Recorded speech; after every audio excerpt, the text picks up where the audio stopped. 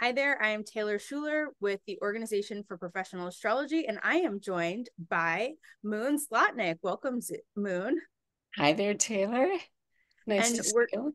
yeah, likewise. And we're going to be talking today about the OPA retreat that is happening this October 16th to the 21st in Park City, Utah. It's called Awakening, Celebrating the Aquarian Shift, where we're going to connect and learn. OPA retreats are fabulous, and OPA retreat changed my life.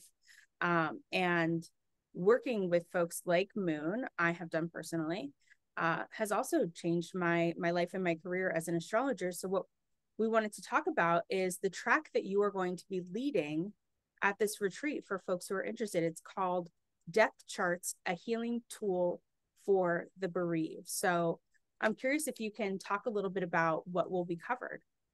Okay, so I'm really excited about doing this workshop.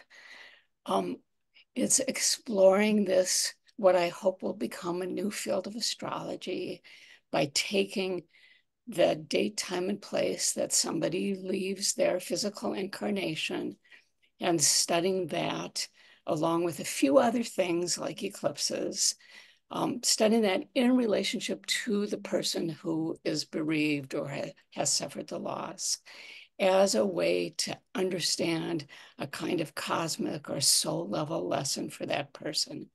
So it's based on the idea that when we lose somebody that we love, that we are changed by that. And there will be grief and it will be hard, but some of the changes can be for good. And so the workshop will basically be, so I'm 80% finished with the book that I'm writing on this.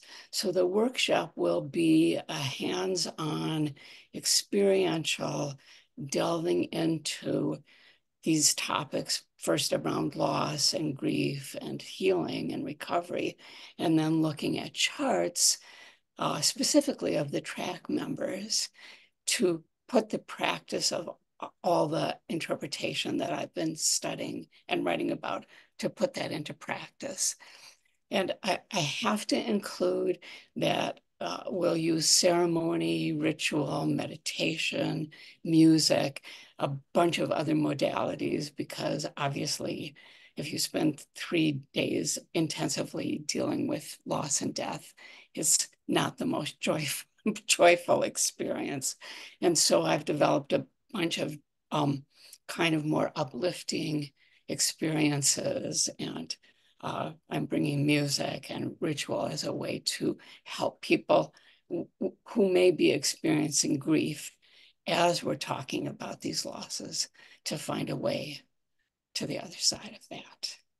It's important work. Your approach is interesting, fascinating, and I can speak from my personal experience. It's been really helpful when I've had uh, close friends, family, loved ones lose someone close to them, and really being able to understand how I can support them based on maybe what they've been going through, what the person they've lost was going through, and provide greater context. So I can say, of course, I haven't read your book yet because it's not out yet, but I have attended some of the lectures that you've done on how you approach death charts and taken some of those techniques in my interpretations, and it's really effective. So I can't imagine if someone is going through this or they support clients who go through this sort of a thing, your holistic approach is going to be amazingly helpful. It's going to be really magical and special for those folks. Yeah. So So yeah, oh, go well, ahead. I just wanted to say that this is not for beginning astrologers. So you need kind of a grounding in the basics of astrology. So I'm saying intermediate and advanced astrologers. And I do think that most people who have an astrological practice will have clients who lose people they love. And so to be able to add this skill set to what they're already doing, I think is of great benefit. Absolutely. So, Moon, for those who don't already know you, can you add a little bit more, tell us a little bit more context about your experience and your style of astrology, your background? Okay, And so I'm a modern astrologer. I'm very psychologically and spiritually based. I've been practicing full time since 1977. I tried to think like, how many thousands of charts have I done? Because I average about 8 to 10 a week. And so if you add up all those weeks over all those years, I've done an awful lot of charts. And I have people who they're now kind of aging out of needing astrology, but I'm working with their children and with those people's children as well. So I have long histories of building relationships with people and families. So I think so much of my practice is based on my own experience. So of course I follow basic astrological understandings, but I have a few of my own that I've developed as well. Beautiful. Thank you so much. And so if you're interested in what Moon has to offer based on her background, based on just an energetic connection, based on the topic of death charts, and you'd like her to be your immersion track leader, sign up at opaastrology.org/register/opa-retreat slash 2024, or you can just go to opaastrology.org and there is a link on the homepage to go to retreats and to sign up. I just wanted to let folks know it's about 6 full days or 5 full days, and on day 6 you'll return back. So there's an uplifting opening reception on day 1.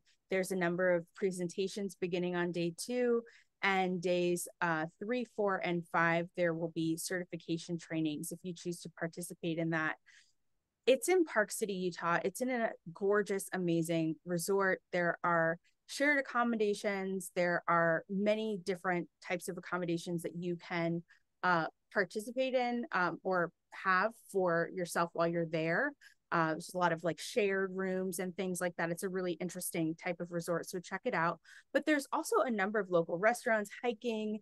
There are like it's in nature in this beautiful place. There's really good food around. It's walking distance from a number of local places, parks that you might want to go to. There's a serene nature preserve, and there's dinner reservations with faculty so that you can get to know your favorite astrologers. So Moon, anything else that you would want to add about OPA retreats for folks out there? Well, yes, of course. OPA retreats are very intimate. You really feel like you're part of a community. I know when I go to ESAR or UAC, it's so overwhelming. And OPA, you really build in your 3-day track, you build relationships, with the faculty, you build relationships with the other students. And it's just amazing, this sense of belonging that people come away with. I echo that 100%. When I went to the OPA retreat in Tucson, it was very intimate. It was between 50 and 80 people, depending on the day and depending on if it was a certification or the main conference. And I've made what I think are going to be lifelong friendships, but have certainly been solid friendships since then. And being around a community of people who speak your language that you speak in your head to yourself all day, or listening to podcasts, and then being immersed in that, it is really life-changing if you haven't experienced that before. So if this is your first conference, you'll be welcomed warmly, and you will make connections that will be supportive to you.